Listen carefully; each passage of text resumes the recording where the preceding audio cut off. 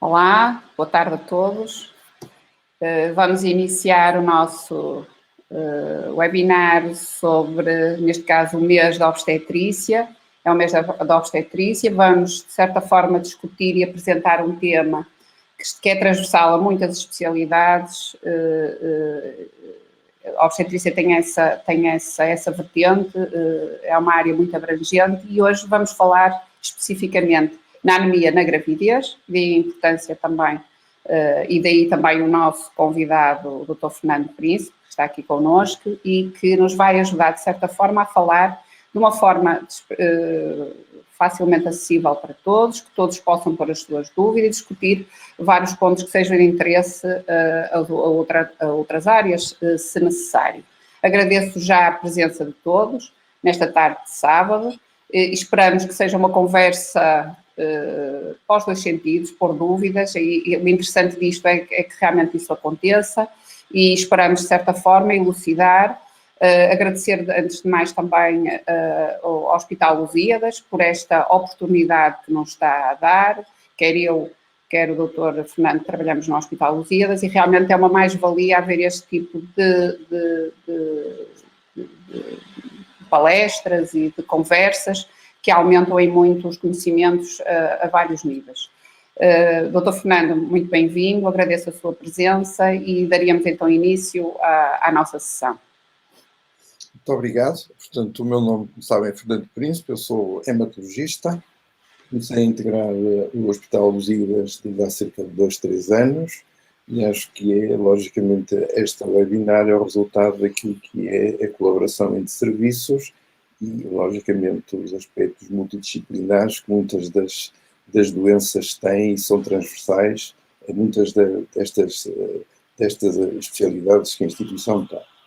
Portanto, relativamente a este tema da anemia da grávida, é um facto que provavelmente iremos falar essencialmente sobre aquilo que é a anemia ferropénica e dentro das outras anemias, logicamente, poderemos também enquadrar alguns dos quadros das ditas anemias microcíticas, nomeadamente algumas das talassemias ou das hemoglobinopatias. De qualquer das maneiras, eu acho que o foco principal será sobre as anemias ferropénicas.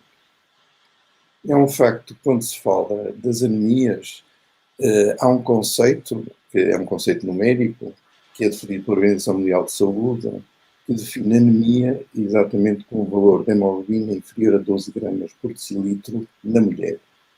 É bem verdade que na grávida estes valores são diferentes e consideramos anemia essencialmente no primeiro trimestre uma anemia que seja inferior a 11 gramas por decilitro. E é um facto que à medida que os trimestres vão avançando, este valor de hemoglobina vai baixando e a partir do qual nós também vamos considerar também valores de anemia quando chegamos ao terceiro trimestre e temos anemias da ordem dos 10 gramas, 10 gramas e meio. E é um facto que falamos em anemia também ferropénica, já numa situação de pós-parto, quando temos uma hemoglobina inferior a 10 gramas. Portanto, isto é, nós temos aqui um conceito numérico, que é um conceito de um valor de hemoglobina, e muitas das vezes este valor de hemoglobina é acompanhado por outros índices hematológicos, nomeadamente o volume global médio, em que volumes globais médios inferiores a 80 fantolitros definimos também aquilo que é uma microcitose.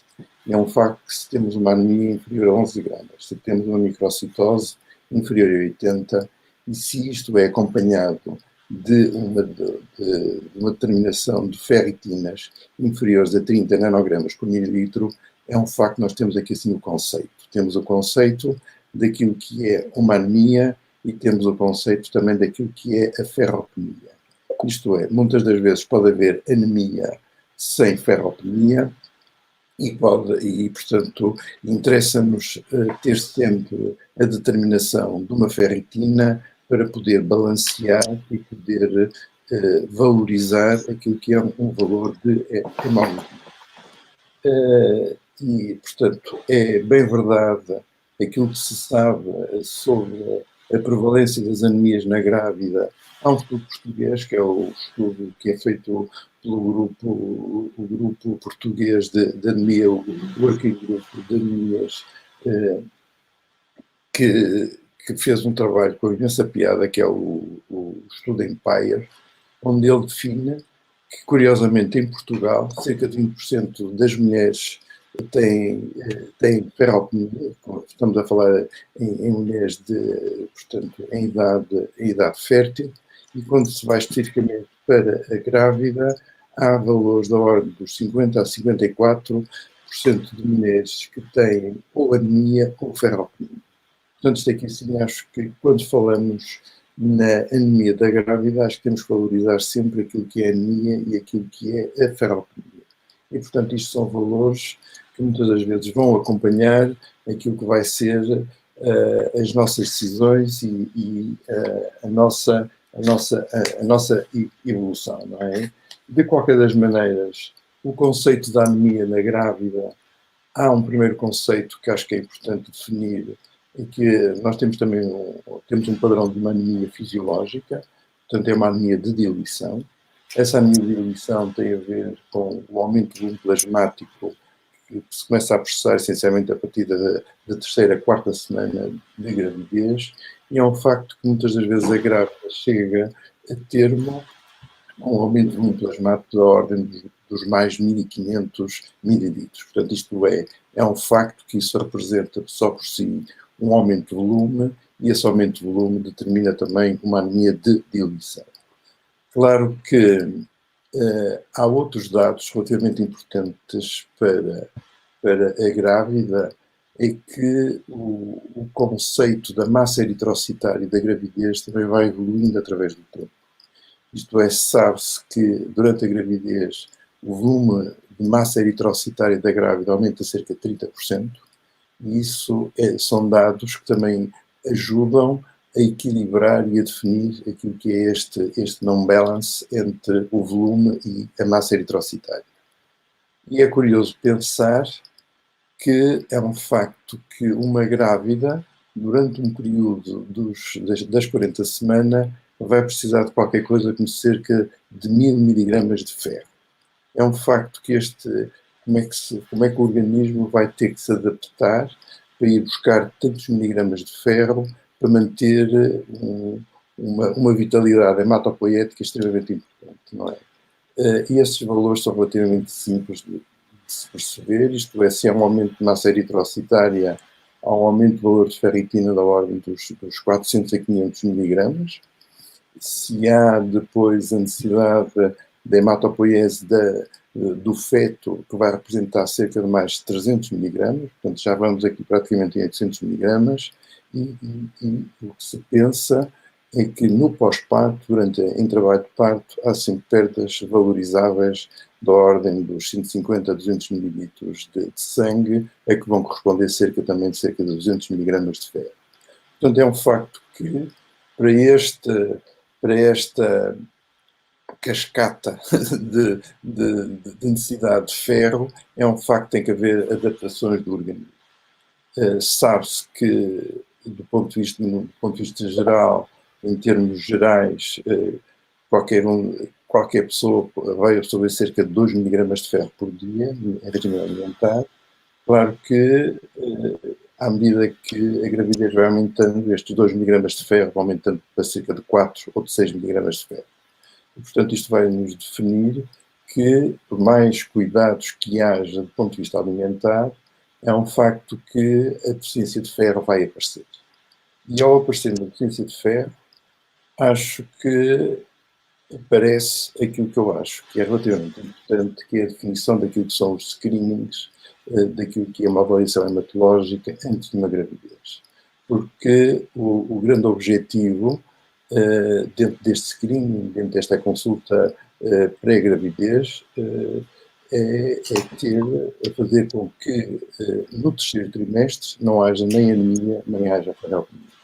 E, portanto, eu acho que temos tempo, temos métodos fáceis de ter acesso portanto, a amostras de sangue, e tudo isto pode ser muito bem programado para não ter alguns dos receios que muitas vezes vai acontecer, que é a necessidade das terapêuticas com ferro, muitas das vezes endovenosas no terceiro trimestre ou no pós-parto, exatamente porque ou não houve um acompanhamento certo, ou então houve deficiências de ferro já previamente existentes. E, portanto, dentro deste screening hematológico, esse screening hematológico é essencialmente feito à base daquilo que são coisas tão simples como um hemograma, uma determinação de uma ferritina, a determinação paralela daquilo que é o ácido fólico e da vitamina B12, e logicamente pensar em algumas outras análises de screening, desde o momento que ou haja histórias de anemias prévias, ou haja histórias de anemias hereditárias, onde logicamente muitas das vezes a microcitose e a anemia pode cogitar muito bem com um quadro de talassemia e logicamente será importante excluir estes quadros de hemoglobinopatias associadas.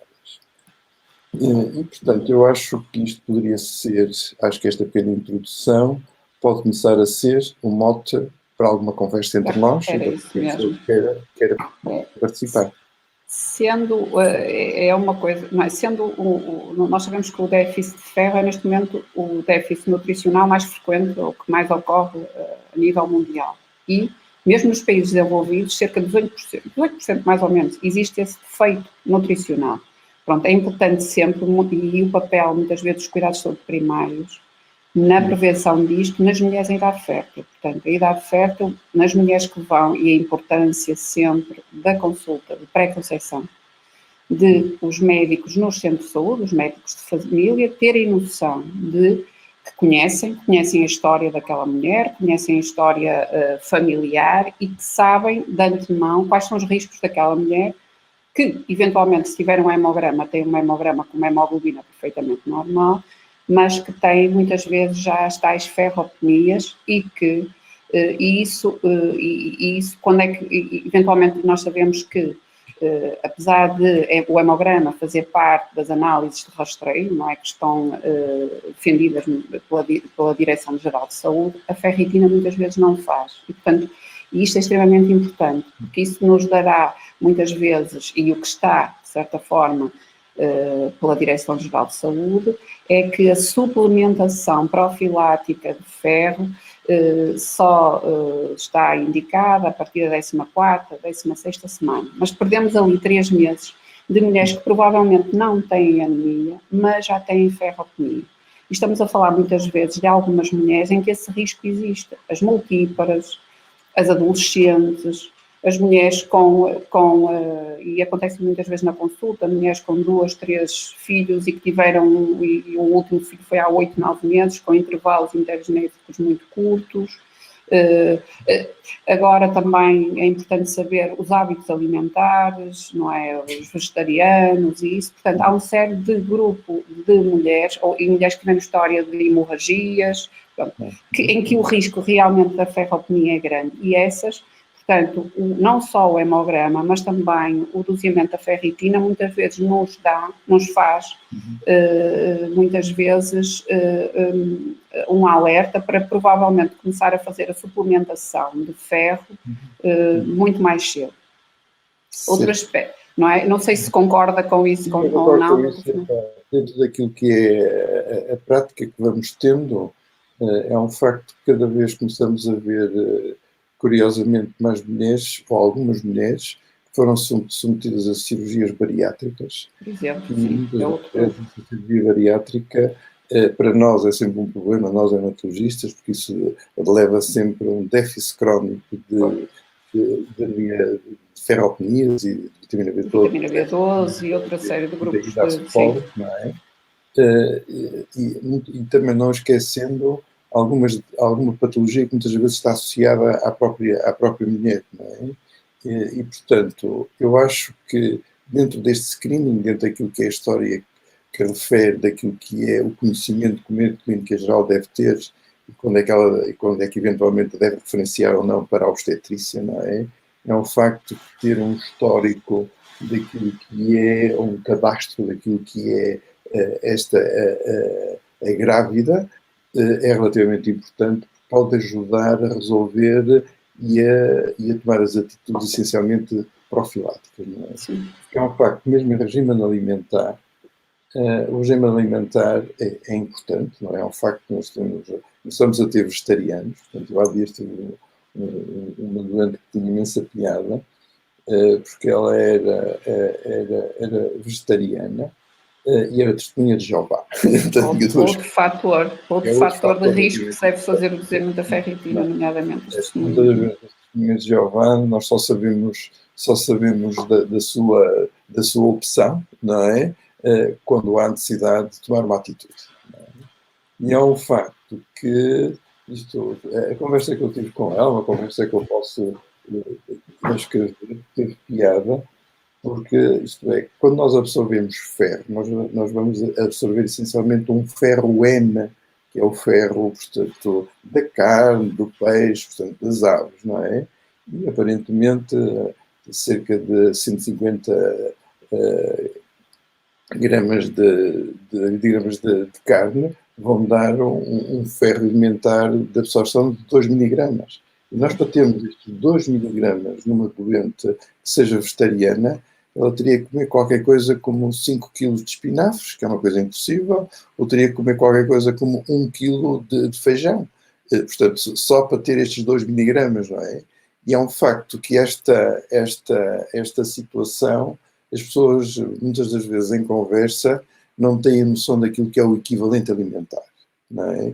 E esse equivalente alimentar, logicamente, tem que ter uma tradução de quantidade que é para as pessoas poderem ter, portanto, esta dinâmica e esta pirâmide de ferro que vem na alimentação.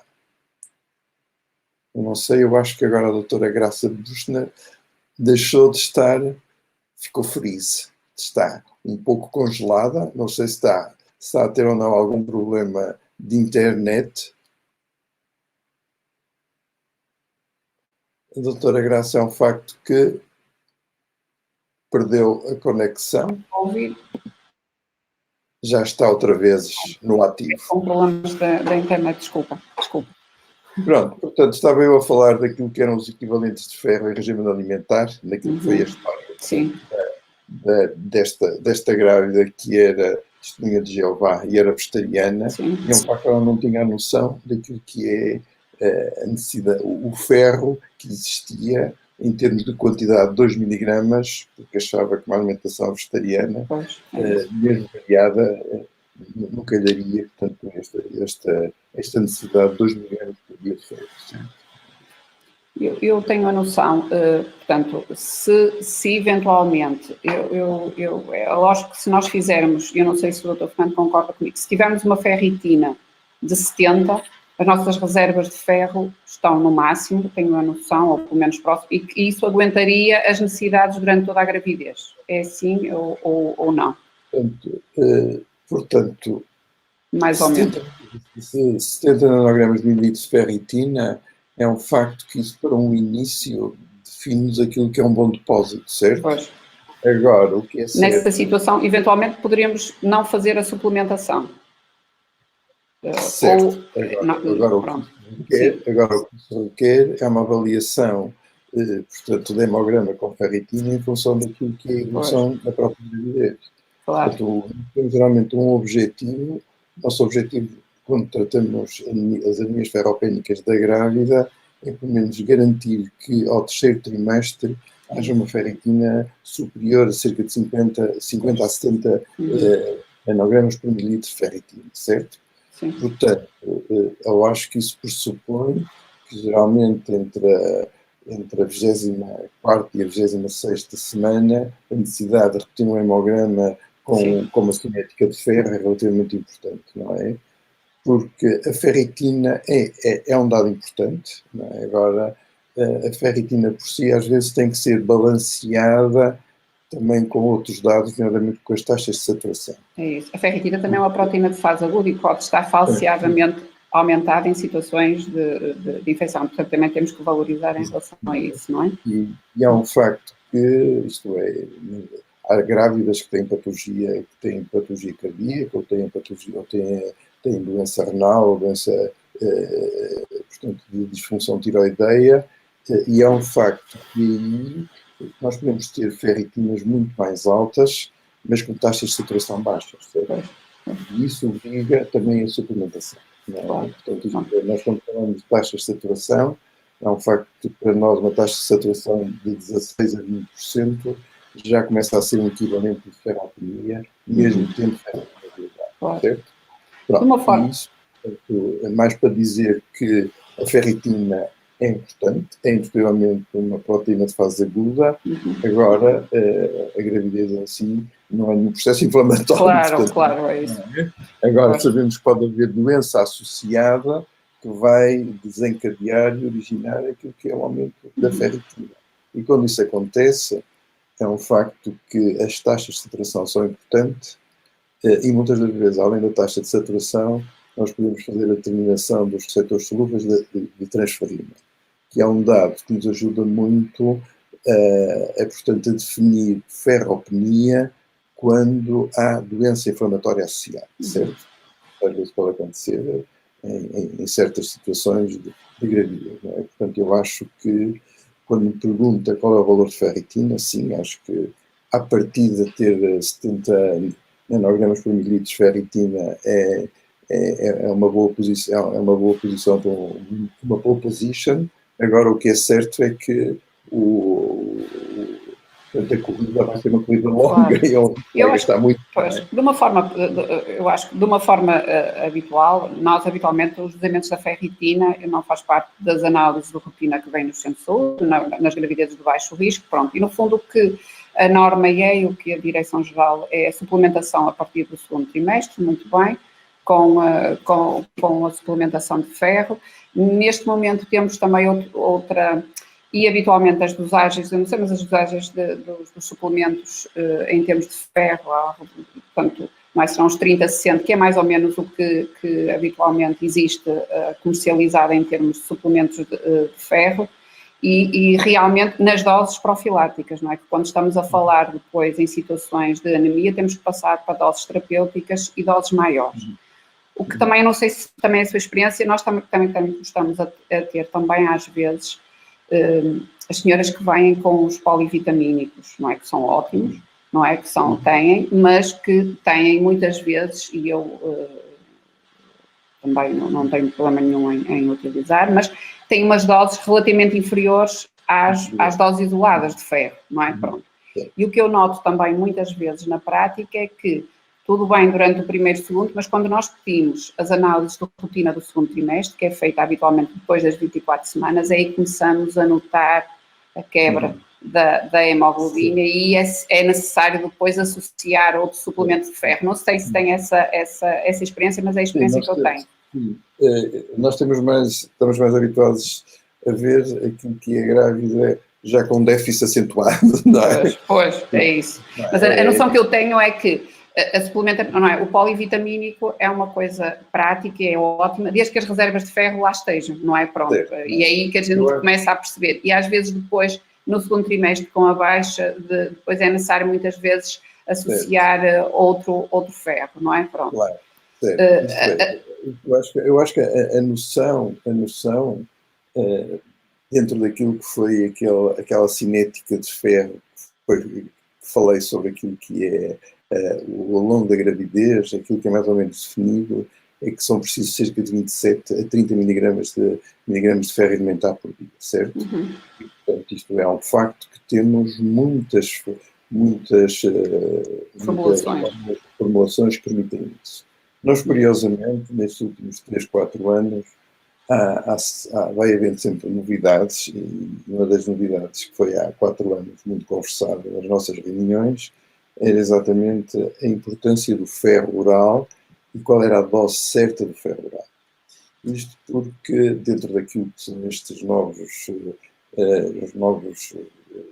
a nova definição das hormonas e da epsidina, chegou-se a conclusões extremamente curiosas, onde se verificava que, fazendo, por exemplo, um ferro alimentar da ordem dos 100 mg por dia, verificava-se que nem todo o ferro era absorvido. E a grande explicação é que, por mais que se aumentasse o ferro, muitas das vezes ele não é absorvido exatamente porque vai induzir aquilo que vai ser um aumento da epsidina, da absorção, e automaticamente vai limitar a absorção seguinte. Nós temos essa experiência muitas vezes grávidas que vêm com anemias, que nós damos o ferro e elas não respondem por mais que urgentalmente, não é? E às vezes são essas que precisam depois de suplementar. Certo, mas sabe que às vezes isto é, antes de começar a suplementar, às vezes com ferro endovenoso, nós podemos começar a fazer uma terapêutica com ferro oral em dias alternados. E é uma prática cada vez, pelo menos, mesmo sem ser na anemia da grávida, portanto, ferros elementares da ordem dos 60 mg em dias alternados, ou 30 mg em dias alternados. Isto nós, quando falamos em dias alternados, são 3 vezes por semana, segundas, quartas e sextas. E com isto temos a certeza que este valor de ferro elementar é mesmo absorvido. Agora, claro que o problema que se põe, uma coisa é definir uma dose terapêutica. E é um facto que nós às vezes vamos ter que definir a dose terapêutica em função daquilo que é o resultado do hemograma, dos articulócitos e, novamente, da ferritina, certo? Não é? Sim. E a experiência que temos é que quando precisamos de doses terapêuticas de ferro oral, e quando estamos a falar de doses terapêuticas da ordem dos 100 a 200 mg de ferro alimentar por dia, portanto é uma dose que é substantiva, começam a aparecer aquilo que são os efeitos secundários. Claro. E é um facto que o efeito gástrico e a dispepsia associada ao ferro em alta dose, para nós põe-nos sempre um problema. Sabemos que cerca de 70% das mulheres, estamos a falar de mulheres, também podem ser homens, quando temos doses de ferro terapêutico alimentar, eles têm essas queixas e geralmente deixam de ter aderência. E o grande problema que nós temos é avaliar aquilo que é um não efeito terapêutico por aquilo que muitas vezes é uma não aderência que as pessoas automaticamente dizem. Sim. E, portanto, é um facto que há estudos já muito bem definem muito bem, portanto, o risco que há de abandono por aquilo que são os efeitos secundários do ferro alimentar, não é? Em doses terapêuticas. E é um facto que isso acontece mesmo com a grávida, não é? Sim. Claro que... associado aos efeitos próprios da própria gravidez, das náuseas, das alterações em termos de motilidade intestinal, tudo isso agrava, portanto, é complicado. É um facto que nós, quando, portanto, quer nas grávidas, quer sem ser nas grávidas, nós aquilo que pretendemos muitas das vezes é que o ferro seja tomado em jejum, e curiosamente aconselhamos sempre que o ferro seja tomado em jejum. E o jejum é 1 hora antes dos alimentos, 1 hora. Uma hora antes, acompanhado com um sumo de laranja, um copo de sumo de laranja, ou se não houver sumo de laranja, portanto, aquele efervescente daquela pastilha dos 250 mg de ferro, aliás, da secretina efervescente, que é muito eficaz, não é? Ou, eventualmente, se as pessoas gostarem, tomarem, portanto, beberem aquilo com consumo de tomate, que também é muito bom. Não é? Potenciam. São potenciadores da absorção. São potenciadores da absorção. É um facto que nós podemos sempre, portanto, engendrar isso. Agora, o que é certo é que nós temos um tempo útil para poder ter efeitos terapêuticos. É isso. Portanto, isto é um facto que nós temos objetivos claros, que é chegar essencialmente ao terceiro trimestre com reservas de ferro boas para aquilo que vai ser o desenvolvimento. O trabalho de parto e o parto. O trabalho de parto e a malta para essas pernas, claro. Isso aí é relativamente importante. E outra coisa também, que eu acho que também em relação ao ferro é realmente diminuir também a ingestão ou concomitante quando se toma o ferro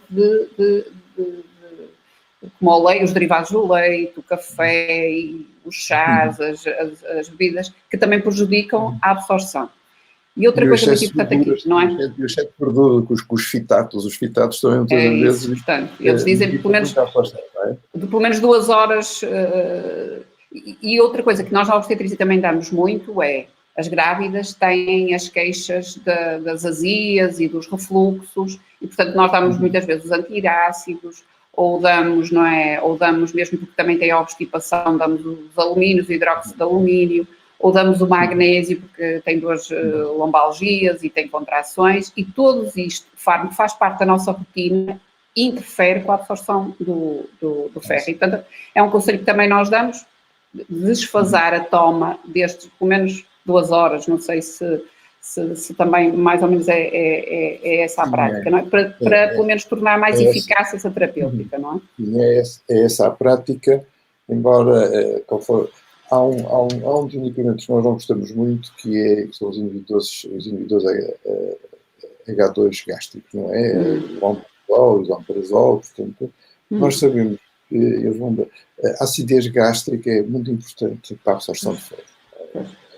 Curiosamente, não nas grávidas, mas em doentes, essencialmente mais nos idosos, com aquelas polifarmacias que eles têm, são às vezes doentes que estão a tomar há 4, 5 e 6 anos o omeprazol, e é um facto que tem, indiscutivelmente, uma ferropenia daquilo que é uma alcalinização, portanto, do meio gástrico. Não é? Agora, se me perguntar se num período de uma gravidez o omeprazol vai levar a uma inibição acentuada de ferro, é um facto que não é uma terapêutica continuada, é uma terapêutica pontual, portanto, provavelmente é capaz de não ser o efeito mais importante, não é?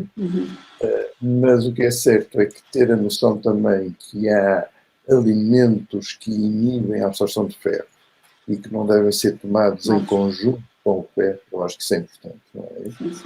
E às vezes... às vezes faz parte do aconselhamento nutricional, que se deve ser dado à grávida logo. Exato, só que às vezes em suplementação, estes cereais de pequeno almoço costumam ser muito bons, o All-Brahms, não é? E resolve muitas das vezes a própria obstipação, não é? Curiosamente, há dias, portanto, vi um artigo curiosíssimo em que falava do sumo da ameixa, que é extremamente rico em ferro, e que agora também aparece nos supermercados, não é? Portanto, isto bem, há pequenas suplementações que nós podemos ir dando. Agora, se essa suplementação vai atingir o target que nós queremos, é um facto que duvidamos, não é? Eu acho que isso muitas das vezes obriga-nos a tomar a atitude, e provavelmente estará também na nossa mente, é saber quando é que nós devemos ou não fazer o ferro endovenoso. Também há uma tendência, uma pressão, dizer, não é, que era toma um, faz aquilo e resolve o problema, e a gente sabe que também não é tudo, tem as suas indicações, não é? E apesar de serem realmente cada vez mais seguros, têm riscos, não é? Pronto, e têm indicações específicas, não é? E limitadas, não é? Pronto. Sim, eu acho que, falando especificamente na grávida, eu acho que, logicamente, nós só vamos com o ferro endovenoso desde o momento que haja uma intolerância evidente àquilo que é o ferro grávido, claramente, não é? Ou então, dentro daquilo que é, independentemente da intolerância, se dentro daquilo que é uma suplementação, essa suplementação não tem os objetivos para valores de ferritina nem para valores de hemoglobina, certo? Isso é um dado. Agora, há outro dado que às vezes nós, na consulta de hematologia, às vezes temos, exatamente, é a grávida com uma anemia grave, praticamente 26 trimestres. E daí assim, nós não vamos ter muito tempo para suplementar. E acho que a atitude do ferro endovenoso é uma atitude que nós tomamos, logicamente conversamos sempre com a grávida, não é? Mas mas nós não deixámos de ter medo. Como sabes, antigamente havia aqueles ferros que eram ferros horríveis, com reações alérgicas enormes. Agora é um facto que através dos grandes marcas, que é o Venofer e o ferro carboximaltose, é um facto que nós temos um ferro muito prático. Não é? Para a carboximaltose, nós é um facto... Com uma dose... Temos uma dose, nós nunca vamos dar mais do que uma dose de 1,5 grama, não é? Claro. E muitas das vezes, no terceiro trimestre, nós precisamos só dar 500 miligramas ou mesmo 1 grama, não é? E basta Claro. 2 injeções, não é? Isso. E, ao facto, temos a garantia que estamos a suplementar um ferro para um terceiro trimestre e para um pós-parto. Porque às vezes o pós-parto, também nos esquecemos Claro. do pós-parto, não é? E o pós-parto é muito importante, é isso que eu acho. O pós-parto na mulher, para quem pronto, é da obstetrícia, o pós-parto é uma altura extremamente complicada para a mulher, não é? Pronto. É uma altura de cansaço, isso, e às vezes, associado a isto, a astenia e o cansaço associado à anemia agrava muitas vezes e aumenta o risco daquelas complicações, nomeadamente os BUs, pós-parto, as depressões pós-parto, e as pessoas esquecem muitas vezes isso. Não é só propriamente falta de energia associada à própria anemia, mas também as complicações, a incapacidade que a mulher tem para cuidar do recém-nascido, para cuidar de si, o esforço, e isto muito, cada vez mais, e nós vemos cada vez mais isso acontecer, é extremamente também importante a correção da anemia por causa disso. Depois, porque o pós-parto é sempre uma altura extremamente complicada para a mulher. Sim, é um facto que eu acho que, falando do pós-parto, não há muito a rotina de fazer análise do pós-parto, mas entre a quarta e a sexta semana, muitas vezes fazer uma avaliação hematológica com uma cinética de ferro, acho que temos portanto, uma base para poder corrigir, ainda com segurança, após o pós-parto vai haver amamentação, claro. Vai haver ferro, não é? E, portanto, acho que temos aí, assim, a sucessão daquilo que é o ciclo da mãe, não é? Mas nós não temos, conforme digo, é um facto que no pós-parto, a ideia que eu tenho é que nós podemos prever um bocado, podemos definir um bocadinho qual é a grávida de risco no pós-parto, não é? E quando há, portanto, quando são partos instrumentados, não é? O parto instrumentado ou a remoção manual da placenta, pelo menos para nós isso apresenta dois itens relativamente importantes, independentemente daquilo que possam ser as lesões extensas perineais, não é? Mas acho que estes 3 fatores ajudam portanto, a ter a necessidade ou o cuidado de querer suplementar de uma maneira mais enérgica, portanto, a pós-gravidez, o pós-parto, não é? Pós-gravidez, o pós-parto. Doutor Fernando, não sei se seria a altura de tentarmos, não sei se temos alguém que se quer pôr, não tenho aqui a informação, se alguém quer pôr alguma dúvida, escrever alguma coisa, nós não temos aqui, assim, nenhuma informação, mas quem quiser participar e ir fazer algum tipo de questão, podem, não é? Deixa eu ver. Estava a ver aqui no chat, para ver quem é a data. Era isso, eu estava a ver se teria alguém, se queria pôr alguma dúvida, alguma coisa, mas neste momento não temos ainda. Pronto. É lógico que na gravidez, na anemia na gravidez, e são raras as situações, mas pelo menos do ponto de vista obstétrico, o valor da hemoglobina abaixo de 6 põe em risco já em termos de oxigenação o feto, maior risco em termos de traçados patológicos e o risco, e portanto aí nessas situações e temos mesmo que fazer transfusão, não é? Já sabemos que estas anemias estão associadas sempre, e por isso é que a gente os corrige, não é? Precisamente as anemias, a algum grau de maus desfechos, nomeadamente recém-nascidos de baixo peso, maior risco de parto pré-termo e em situações complicadas mesmo desfechos mais desfavoráveis. E a importância também, não só da mãe, mas também do feto, na correção da anemia. Outro acho que é importante é realmente o despiste das hemoglobinopatias, não é? Que estávamos a falar também em relação nós cada vez mais temos mulheres asiáticas e de raça negra, e nessas muitas vezes a gente tem que pensar nas hemoglobinopatias, não é? E já faz parte também das orientações da Direção-Geral de Saúde nessas populações para se fazer, porque nessas situações muitas vezes o déficit não tem a ver com um déficit de ferro, não é? Claro, não é? Portanto, eu acho que aqui, falando portanto, fazer o despiste daquilo que é a hemoglobinopatia, é um facto que a mais frequente é é beta-talassemia, não é? Claro. Não é? Geralmente é menor, não é? Embora haja aqui sim, há zonas que têm uma beta-talassemia intermédia que é muito mais grave, mas isso muitas vezes até pode comprometer, portanto, a viabilidade fetal e a Depende aqui depois do estudo do casal, não é? Do todo o casal. do pai, não é? Não. Agora,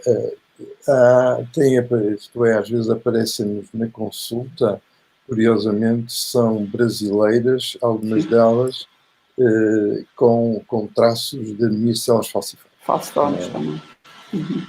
Portanto, é um facto que quando temos uma anemia de células falciformes, os riscos são maiores, não é? Como é lógico, não é? Portanto, isto é, voltando um bocadinho atrás à talassemia, eu acho que a pessoa pode pensar em talassemia quando tem indiscutivelmente uma anemia, uma microcitose, mas tem um ferritina superiores a 30, 50, certo? Isso aí automaticamente põe-nos na pista daquilo que deve ser o estudo de screening das hemoglobinopatias, não é? Agora, quando pensamos em hemoglobinopatias mais graves, portanto, anemias de células falciformes, algumas delas já dependentes de regime transfusional, é um facto que o regime transfusional de uma anemia de células falciformes tem que ser idêntico à da gravidez. Portanto, isto é, nós temos que ter objetivos de hemoglobinas entre 8 e 10, não é? Com o intuito, essencialmente, de fazer a supressão extramedular da hematopoiese, e, portanto, são definidos regimes transfusionais intensos e depois temos que dar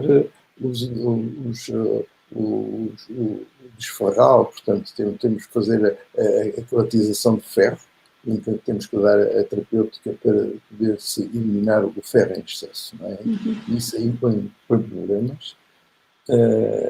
Isso requer, portanto, um apoio e uma permanência muitas das vezes em hospital de dia, que é para fazer regime transfusional, que é para fazer a colatação, e portanto são problemas novos que temos, mas que muitas das vezes se resolvem, como é lógico, não é? Mas o traço talassémico não nos põe problemas. A maioria das pessoas com traço talassémico têm sempre hemoglobinas superiores a 8 gramas, 9 gramas. Não é? Mas há algumas mulheres que mesmo essas traços têm ferropenias e que respondem de alguma forma se fizerem ferro, sim. não é? Isso é outra coisa curiosa que acontece, não é? As pessoas têm a noção, as talassemias são hemoglobinas, não é para fazer suplementação de ferro. A experiência que eu tenho em algumas delas é que, para além disso, têm ferropenias e se der, sobem um valor, passam do 8 para o 9, e portanto, isso também é um alerta, acho acho que é importante, não é?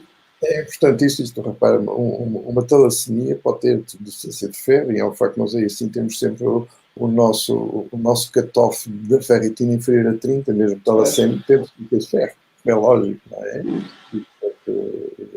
E pode e deve fazer ferro, não está a fazer ferro a mais. É isso. Portanto, acho que antigamente havia sempre esse problema quando o diagnóstico da talassemia ainda não era assim um diagnóstico assim tão fácil de fazer, onde se dava ferro sucessivamente àquilo que chamamos de microcitose, e afinal, quando depois tinham talassemia, e é um facto que estavam a acumular ferro sem necessidade, não é? Mas dentro daquilo que é um período curto, fazer a suplementação de ferro, quando é necessária.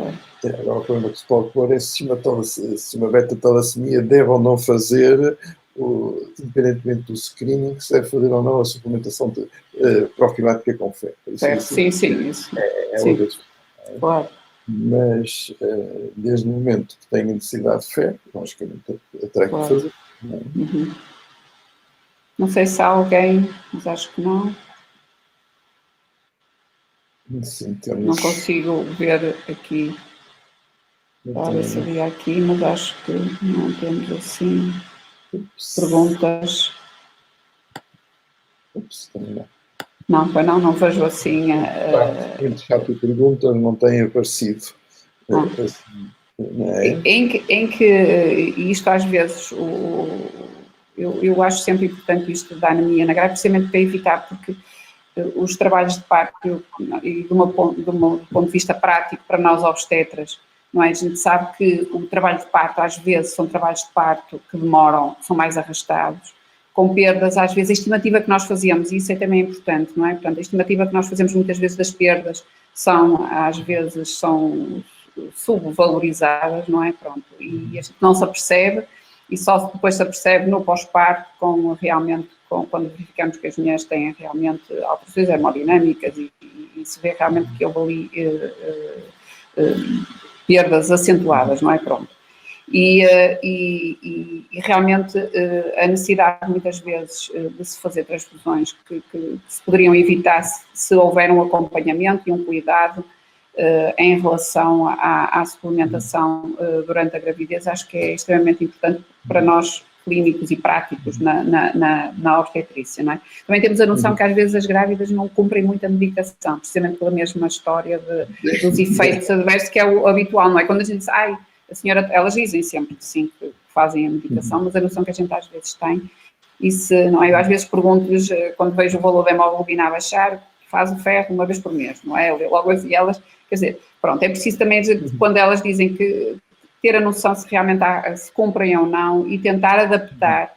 No fundo, a gente sabe que muitas vezes a toma do ferro é melhor se for em jejum ou isso, mas se realmente elas toleram melhor com a ingestão dos alimentos, mais vale às tantas tomar esse que não tomar nenhum, ou mentir-nos e não fazer a medicação. E, portanto, acho que é importante também os clínicos estarem... e há outros tipos de formulação, há algumas formulações de ferro que podem ser tomadas com as refeições, não é? Sim. O fosfato férrico é daqueles há outros que podem, portanto, há sempre uma maneira de adaptar a medicação a cada grávida e tentar perceber realmente se há toma e realmente a disponibilidade também, realmente no terceiro trimestre, se realmente a gente confia na grávida. Temos uma noção que ela toma a medicação e tomando a medicação tem efeitos intoleráveis e que não há resposta, ou então que a toma e não há resposta, realmente a possibilidade de fazer realmente o ferro endovenoso no terceiro trimestre, que para nós é fundamental para conseguir-se atingir níveis depois de hemoglobinas compatíveis com um trabalho de parto e um parto, sempre com a noção de que nós, se há partos que têm perdas hemáticas ligeiras, há outros que realmente são muito sustentáveis e que depois damos problemas no pós-parto, não é? É um facto, nós estamos a falar essencialmente da mãe, mas é um facto que a criança, o feto, também requer muito. Isto é o desenvolvimento cerebral, portanto, no trimestre e nos primeiros tempos é relativamente importante. Começava a trabalhos muito discutíveis, alguns deles, falam de problemas de autismo e de déficits cognitivos nas crianças, em função daquilo que foram anemias ferropênicas ou maltratadas ou mal equilibradas durante a gravidez. Portanto, é um facto que isso é um tema que é de difícil valorização.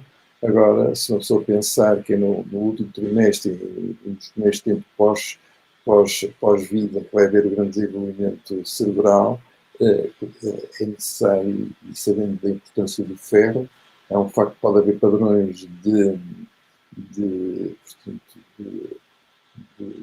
comportamento que possam ter algum déficit em função daquilo que é uma deficiência de ferro. E isso acho que convém ter um pouco essa noção, não é? Estava aqui assim uma pergunta que eu estava a ver. Se a pessoa tiver que tomar no pós-parto anticoagulante, é contraindicada a suplementação vitamínica e mineral? Portanto, é um facto, é uma pergunta. Quando se fala numa anticoagulação pós-parto, provavelmente está-se a pensar dentro daquilo que é o risco de uma doença trombótica, não é? É um facto que a terapêutica antitrombótica, nós geralmente quando pensamos num pós-parto com anticoagulantes, pensamos mais em heparina de baixo peso molecular, e é um facto que não tem qualquer contraindicação com suplementação vitamínica e mineral, portanto são medicamentos que podem devem ser usados se houver indicações para isso, e portanto não tem qualquer contraindicação. Não é?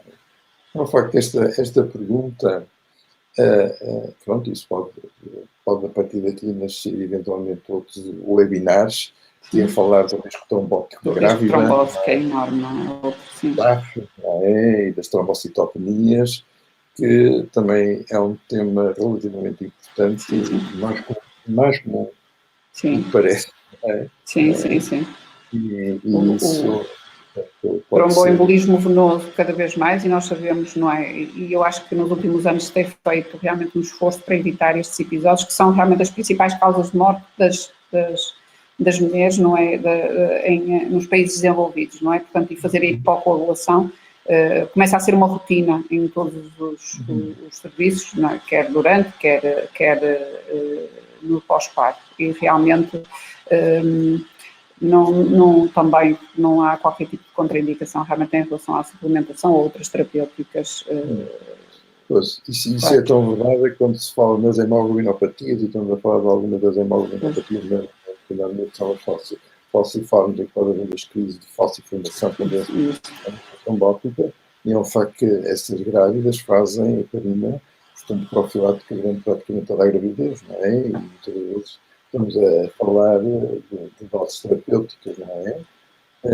Mas é um facto que perante esta pergunta, isto é, quando se há critérios para terapêutica com anticoagulantes. São essas, sim, essas têm o risco aumentado. Realmente está a mesma pessoa, a Carla Santos, a dizer que era um assunto de extremo interesse abordar no futuro webinar. Estaremos disponíveis e acho que sim. Agora tomamos o gosto. Acho que sim.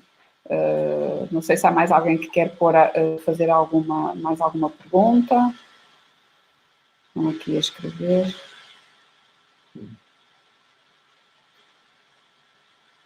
Não é assim mais nada.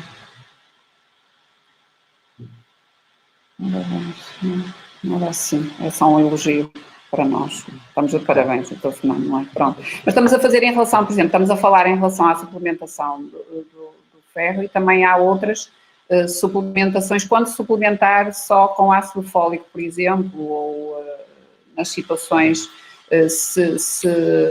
se deve também fazer suplementação de ácido fólico, imagino numa senhora, numa talassemia, por exemplo,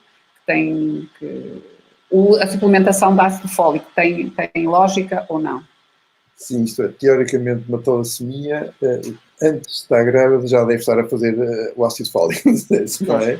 E, portanto, é um facto que nós, quando falamos em suplementação do ácido fólico, isto é uma coisa, é fazer a suplementação na perspectiva daquilo que é uma não gravidez e basta 1 miligrama por dia. Agora, quando estamos a pensar no uso do ácido fólico na perspectiva daquilo que é o risco da doença neurológica da criança, é um facto que as doses têm que ser de 4 a 5 miligramas. É um facto que começava há muitos suplementos de ferro que associam o ácido fólico com uma dose de 1 miligrama, certo? Não é? Agora, se é o 1 miligrama que interessa, é que pode ser discutido. Claro. Muito provavelmente, dentro daquilo que é um programa de terapêutica de suplementação numa grávida, provavelmente interessa bem fazer 5 por 5 miligramas e não fazer a associação do ácido do ferro mais 1 miligrama de ácido ferro. Nós, curiosamente, eu digo isto curioso, porque já não é a segunda nem a terceira grávida, curiosamente nos Lusíadas, há algumas outras, isso também acontece. Há um déficit de vitamina B12 nas grávidas que não chega a perceber porquê. Percebe, não é? São mulheres saudáveis, são mulheres... Terá a ver com dietas? Não. Não tem a ver com dietas ou regimes alimentares, nada. Sem alterações da alimentação e têm déficits de vitamina B12. E muitas delas nem sequer têm anticorpos antifator intrínseco, que é uma coisa que é esquisita. Portanto, não sei, é um facto que pode haver sempre erros de laboratório. Nem sempre nós temos a segurança dos valores de laboratório em função daquilo que é a padronização desses valores. Em termos de Lusíadas, é um facto de um excelente laboratório. Agora, há situações em que vêm valores de exteriores com vitaminas B12 baixas. Eu não sei se tem essa experiência. Sim. Reparo, nós às vezes vemos mais, não é grávida saudável, é grávida doente. Pois. Sim, também não é que, assim, na nossa experiência também, porque não é um doseamento que nós fazemos por rotina e, portanto, às vezes também é um bocado, não é uma coisa que nós habitualmente, por norma, temos esse cuidado de pedir, não é? Pronto. Mas realmente com os tempos, com estas dietas às vezes que nos surgem, às vezes é importante perceber qual é o... É um facto, a cirurgia bariátrica. A cirurgia bariátrica, cada vez mais também. E tem que fazer suplementação atrás de suplementação. Aí assim, agora, nem todos têm isso, não é? Nem temos doenças parasitárias que justifiquem essa baixa. Da vitamina B12, não é? Uma coisa que tem piada, chama-me a atenção que já, portanto, nos últimos 6 meses foram 2 grávidas com déficit de vitamina B12. Obviamente foi resolvida com a vitamina B12 oral, que quer dizer que não há déficit de fator intrínseco. Claro. Sim, só que antigamente, isto agora tem piada, em conversa, e provavelmente a graça também é desse tempo, era muito frequente dar-se a vitamina B12 intramuscular. Sim. Não é? E as pessoas faziam muito da vitamina B12, portanto, grávidas e não grávidas, homens e mulheres. Provavelmente houve uma altura em que se suplementou excessivamente, mais do que imaginação, não é? E a vitamina B12, nós temos dificuldade em obter vitamina B12 no mercado. Portanto, não há vitamina B12. Portanto, agora, nós na área de algumas das terapêuticas citostólicas temos que suplementar sempre com a vitamina B12 e, curiosamente, não há vitamina B12 no mercado. Também eu acho que isso tem a ver porque começou-se estas, não queria dizer modas, mas não é depois de toda, tem aquela dieta, mas é melhor fazer a suplementação de vitamina B12. Então eu acho que é um bocado por aí, não é? Há um consumo exagerado destas...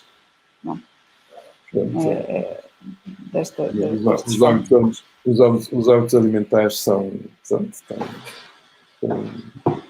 eu acho que poderia ser sempre muito útil ter, isto é, dentro daquilo que tivesse uma consulta de grupo de grávidas, ter sempre uma nutricionista para dar os equivalentes. Sim, acho que é fundamental, cada vez mais. Cada vez mais. Até pelos novos tipos alimentares que as pessoas têm e a vida que têm, não é? E acho que ter a noção dos equivalentes é uma coisa, um dado importante. Às vezes perco tempo exatamente em conversa com as pessoas, elas terem a noção daquilo que é preciso comer. Que às vezes o que vem, que a gente lê ou que vê às vezes não é, às tantas, o mais correto, não é? Pronto, e adaptadas a cada pessoa e a cada situação. Não sei se quer mais alguma pergunta, mas acho que não.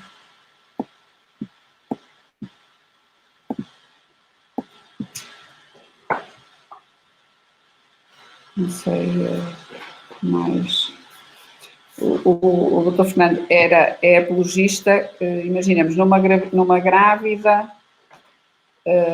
normal, numa grávida de baixo risco, fazer uma suplementação, para si era fundamental sempre fazer um doseamento da ferritina ou optava profilaticamente por fazer a dose de ferro, independentemente disso? Isto pronto, não é? Porque é um facto, uma coisa, isto é tomar uma atitude personalizada ou não personalizada, não é? Não é um facto que nós estamos muito habituados a fazer as atitudes personalizadas, não é? Cada vez mais, não é? Agora, numa atitude assim de rotina, logicamente eu aconselhava a fazer sempre um suplemento de ferro em dias alternados, claramente 3 vezes por semana. Acho que com essas atitudes, portanto, diminui-se imenso aquilo que é o déficit de depósito de ferro, não é? Portanto, temos sempre ferritinas boas, e isso, dá-nos um garante, e os mecanismos que nós temos no nosso organismo, tomar ferro a mais, portanto ele é eliminado, portanto nós temos sempre essa segurança, isto é, não estamos a induzir aquilo que nós chamamos de uma siderose por alimento, por ferro a mais, certo? Não é? Portanto, eu acho que numa atitude de saúde pública, numa perspectiva de saúde pública, não havendo o enriquecimento que deveria haver do ferro no pão e em certos alimentos, eu acho que na gravidez fazer ferro 3 vezes por semana é composto. Claro. E nas mulheres... a dar os 30 miligramas de ferro claro. alimentar que é necessário. Isso também reduz, acha que com essa dos 3 vezes, reduz também os efeitos adversos do ferro ou não? Sim. Vai reduzir? A prática em consulta, portanto, de pessoas com deficiência de ferro, os dias alternados funciona uma boa. Há muito mais aderência porque não chegam a ter o efeito secundário. Pois. Embora começava atualmente um ferro que são os pirofosfatos, que é o fisiogênio.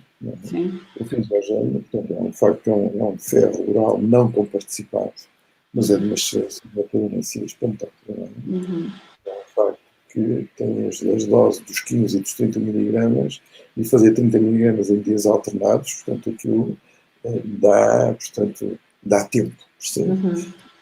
E as pessoas temos a segurança que provavelmente não haverá necessidade de fazer muitos mais hemogramas.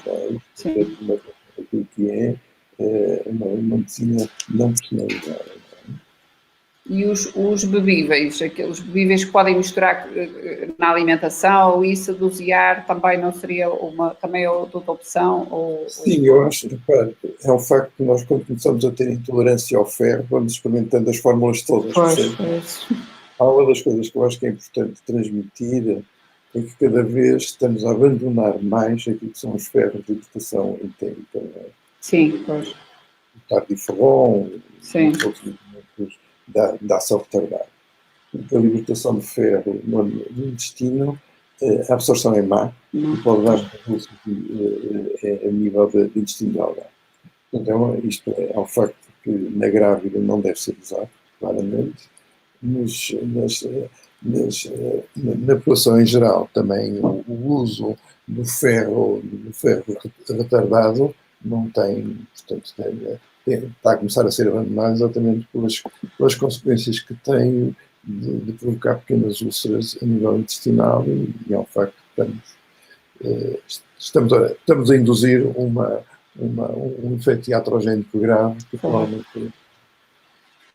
Então, tenho aqui uma pergunta de Carla Ferreira que pergunta quais são os alimentos mais aconselhados para as grávidas que contenham mais ferro, não é? Será, não é? As carnes, não é? É um facto, nós estamos a falar do ferro M, que é essencialmente a carne e as aves, não é? Claro. Agora é um facto o marisco, que é um ferro um bocadinho mais caro, esse ferro do marisco é mais caro. Curiosamente, o marisco que mais ferro tem é a ostra, se as pessoas gostarem de ostra. Pois é isso, as ostras também. São um bocado. Esse eles chamam de ferro M. Depois há o não M, que são os cereais, não é? Nas lentilhas, no feijão. Feijão, não é? Os ovos, essas que são assim os alimentos mais com mais ferro, não é? Pronto, são esses alimentos. Facto, a fruta também é importante, não é? O que evita imenso ferro. As ameixas têm ferro. Eu, quando digo o sumo da ameixa, às vezes é moda em certos grupos, não é? E isso portanto, é uma suplementação que às vezes beber um copo de Coca-Cola, provavelmente é melhor ver um sumo destes. Mas o sumo da ameixa. O sumo da ameixa que é ótimo, não é? Vamos lá ver se tem aqui mais alguma pergunta.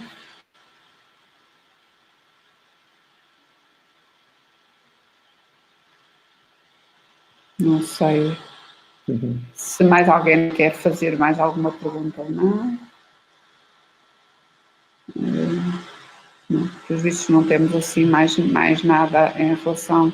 Pronto, mas em relação à dieta, é no fundo sempre as limitações do nosso tubo digestivo que tem uma absorção limitada, não é? Por mais que a gente ingira os alimentos, eles absorvem diariamente uma quantidade fixa, não é? Pronto.